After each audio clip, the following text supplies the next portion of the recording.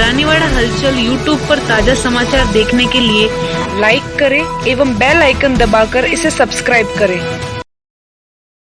शिशु वाटिका के छात्र व छात्राओं ने पूरण में किया वन विहार।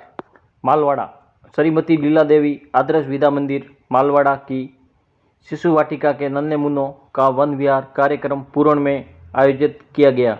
कार्यक्रम प्रभारी लसाराम भाटिया ने बताया कि वन विहार से बच्चों का मानसिक, शारीरिक और बौद्धिक विकास होता है। इस तरह की गतिविधियों बच्चों को प्रकृति व पर्यावरण से जोड़ती हैं और उनमें सीखने की नई जिज्ञासा पैदा करती है।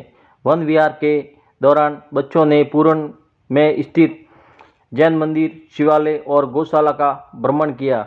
बच्चों ने इन धार्मिक व सामाजिक स्थलों पर दर्शन के साथ संस्कृति और पर्यावरण संरक्षण का महत्व भी जाना।